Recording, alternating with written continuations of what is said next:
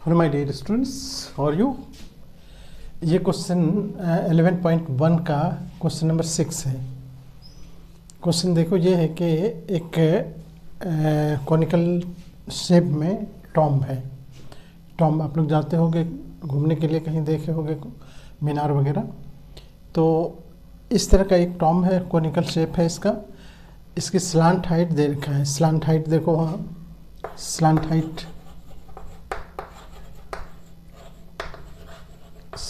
दे रखा है 25 metre. Slant height मतलब तिर्यक ऊंचाई,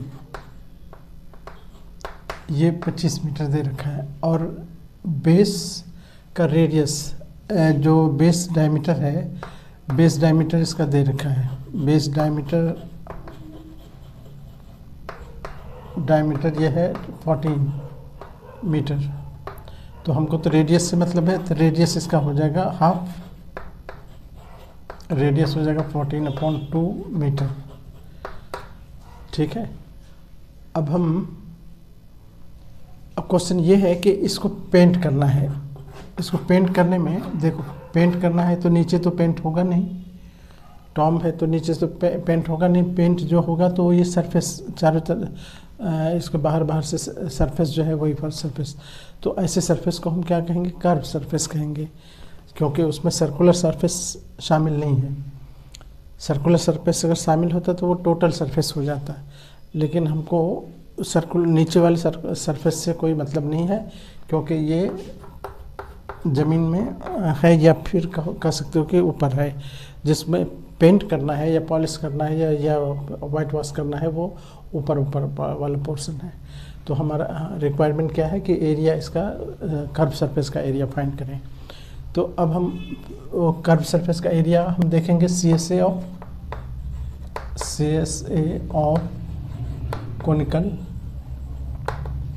टॉम्ब मीनार, है ना। ये पाई RL ये फॉर्मूला है। पाई हमारे पास, पाई का वैल्यू 22.7 है। जब दे रखा हो कि पाई का वैल्यू ये यूज़ करना है 3.14, तो वो वहाँ पर यूज़ करेंगे, यहाँ पर उसकी ज़रूरत नहीं है। R हमारे पास, R अभी निकाले हैं, R 14/2, यानी इसको अगर कट कर लो तो ये 7 हो गया, 7 मीटर। तो R की जगह पर तो हम सीधे 7 रख देते हैं। L हो गया हमारे पास 25। बहुत आसानी से आप कर सकते हो। अब ये 7 को 7 से कैंसिल कर दो। अब हमारे पास बचा 22 × 25। इसको मल्टीप्लाई करो, 25 दूना 50, 25 दूना 50, 5 55, ये मीटर स्क्वायर इसका एरिया हो गया। इतना एरिया को पेंट करना है। अब यहाँ क्वेश्चन में ट्विस्ट थोड़ा सा यहाँ पर ये लगा दिया कि कॉस्ट जो दे रखा है पेंटिंग का कॉस्ट, वो पर 100 स्क्वायर मीटर में दिया हुआ है। अब ये चीज़ बहुत इम्पॉर्टेंट है। अगर इस पर गौर नहीं करोगे तो फिर क्वेश्चन में दिक्कत होगी। ये सीधे इसको हम रेट से मल्टीप्लाई नहीं कर सकते हैं, क्योंकि ये रेट जो है वो 100 स्क्वायर मीटर का है। तो अब इसमें हम rate of painting, rate of white washing,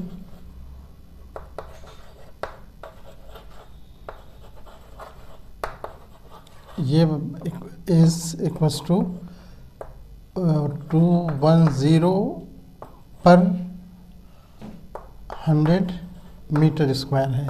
ये चीज़ बहुत इम्पोर्टेंट है यहाँ, वरना क्वेश्चन आसान है। अब टोटल कॉस्ट ऑफ पेंटिंग हमको निकालना है। टोटल कॉस्ट ऑफ पेंटिंग या ऑफ वाइट वॉशिंग,